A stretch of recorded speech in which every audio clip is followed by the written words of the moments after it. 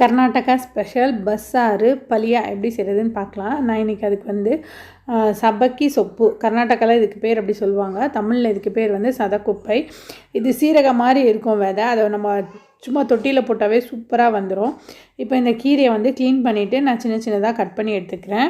சபக்கி சொப்பு தான் சேர்க்கணுன்னு இல்லை, நம்ம அரைக்கீரையோ சிறுக்கீரையோ எந்த கீரை வேணால் சேர்த்துக்கலாம்.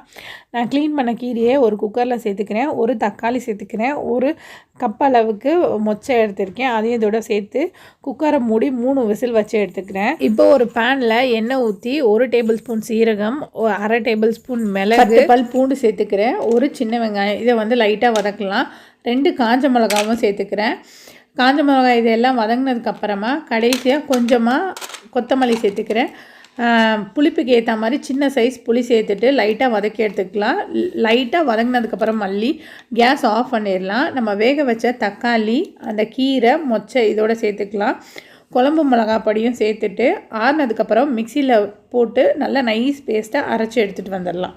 அதே பேனில் கொஞ்சமாக எண்ணெய் சேர்த்துக்கிறேன். எண்ணெய் காஞ்சதுக்கப்புறமா கடுகு, 4-5 காஞ்ச மிளகா கிள்ளி சேர்த்துக்கிறேன். ஒரு 4-5 பல் பூண்டை வந்து தட்டி இதோடு சேர்த்துக்கிறேன். ஒரு வெங்காயம் சேர்த்து லைட்டாக வதக்கி எடுத்துக்கலாம். வெங்காயம் லைட்டாக வதங்கினதுக்கப்புறமா நம்ம வேக வச்சுருந்த மொச்சையும் அந்த கீரையில் இருக்க தண்ணியை எடுத்துட்டு அதை மட்டும் இதோடு சேர்த்துட்டு ஒரு வாட்டி வதக்கி எடுத்துக்கலாம்.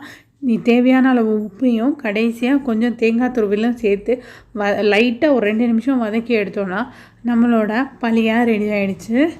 வெங்காயம், காரம், தேங்காய், அந்த பருப்பு, கீரை இது எல்லாம் சேர்த்து சாப்பிடும்போது இதோட டேஸ்ட்டே கொஞ்சம் டிஃப்ரெண்ட்டாக சூப்பராக இருக்கும். அதே குக்கரில் கொஞ்சமாக எண்ணெய் சேர்த்துட்டு தாளிப்புக்கு கொஞ்சம் கடுகு, கருவேப்பிலை சேர்த்துக்கலாம். நம்ம அரைச்சி வச்ச பேஸ்ட்டு, நம்ம வேக வச்ச தண்ணி, இது ரெண்டுத்தையும் கலந்து நம்மளுக்கு எவ்வளோ கிரேவி திக்னஸ் தேவையோ அந்த அளவுக்கு தண்ணி கலந்துட்டு கிரேவிக்கு தேவையான அளவு உப்பு சேர்த்துட்டு நல்லா ஒரு 5 நிமிஷம் கொதிக்க விட்டு இறக்கணுன்னா கர்நாடகா ஸ்பெஷல் பஸ்ஸாறு ரெடி ஆகிடுச்சு. இட்லி, தோசை, ரைஸ், அந்த களி உருண்டை இது எல்லாத்துக்கும் சூப்பரான காம்பினேஷனாக இருக்கும். உங்களுக்கு இந்த கர்நாடகா ஸ்பெஷல் பஸ்ஸாறு பலியா பிடிச்சிருந்துச்சுன்னா இந்த வீடியோக்கு ஒரு லைக் பண்ணுங்கள்.